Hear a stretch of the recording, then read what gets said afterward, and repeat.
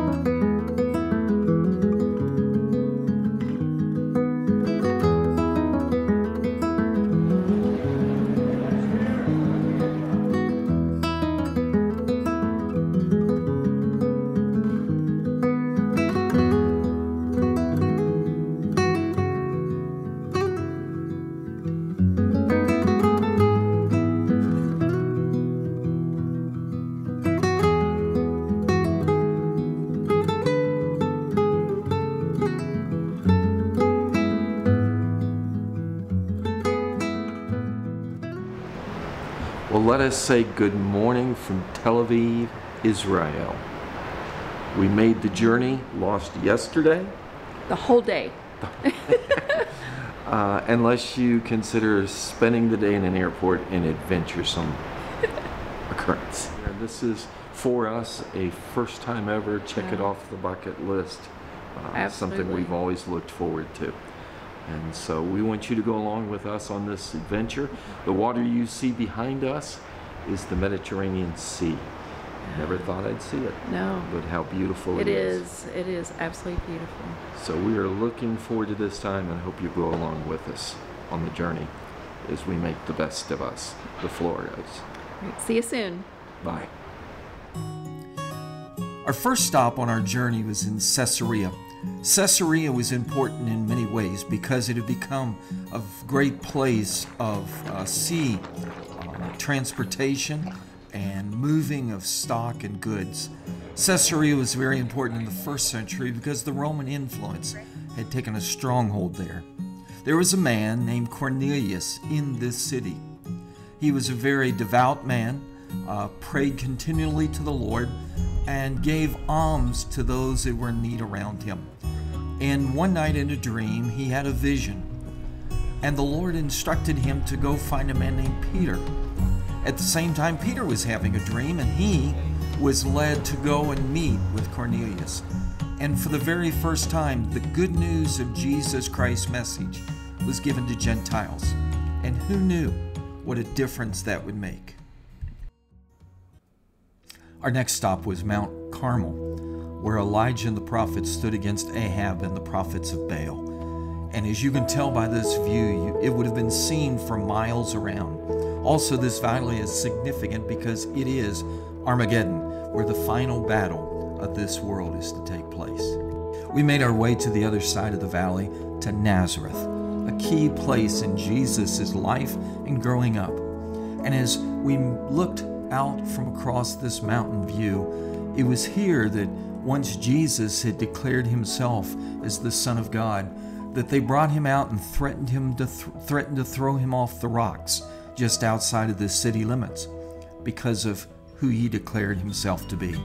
We made our way into Nazareth and found the little chapel that sits at the site where Mary's home once stood. And it wasn't far from there we went to the cave where Mary, when she first received word that she was with child and his name would be Jesus.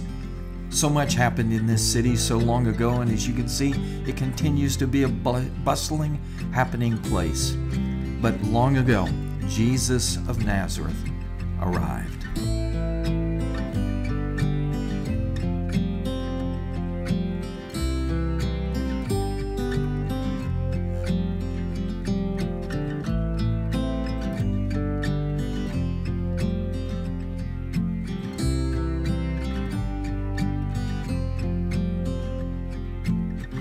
We are at Caesarea Philippi. This is the point and place where Jesus met with his disciples, and he asked them a really hard question. Who do you say that I am? I know what everybody else is saying, but I want to know that that's settled in your mind. And he talked about being the rock.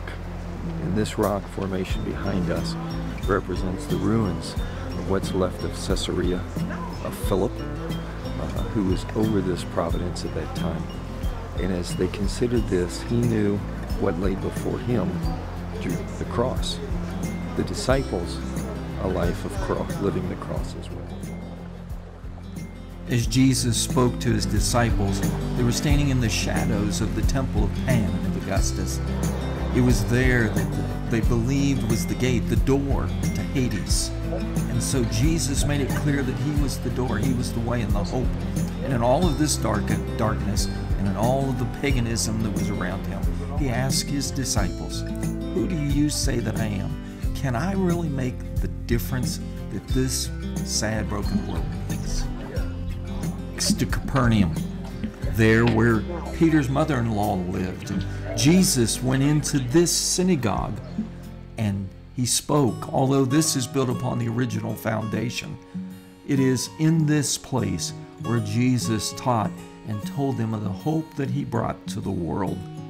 Peter's mother-in-law, whose residence was just across the way from the temple, because of the ancient markings and things on the wall, were able to be verified. That's where Peter would stay when he would come to this community.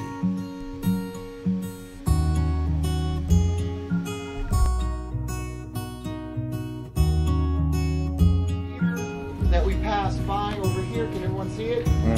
Okay, and at the moment we came driving along this small valley, and this is where we are now. Behind us, the Green Mountain, is this thing here.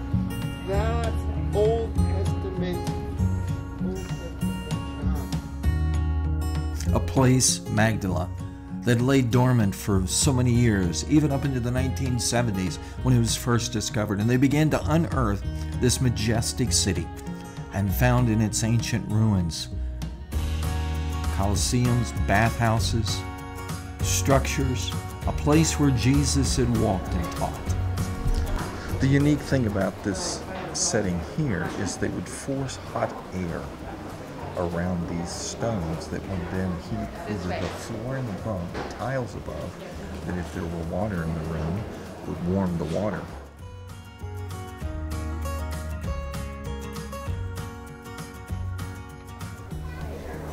This was a huge city for this day and time.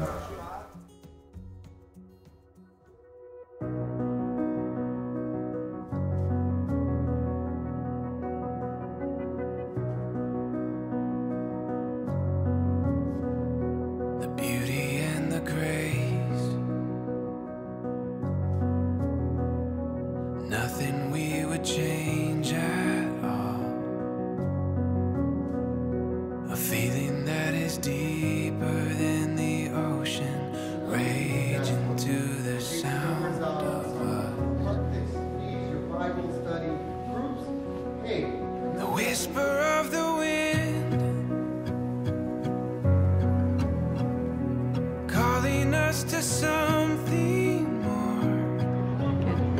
Here we are at the River Jordan this morning.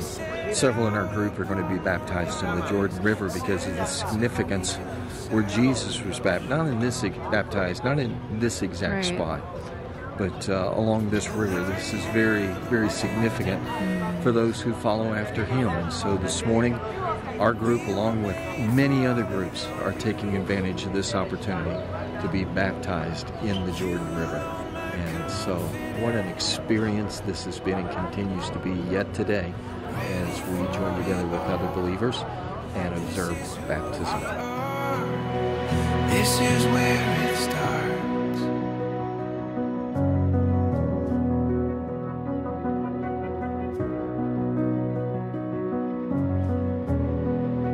The rush of the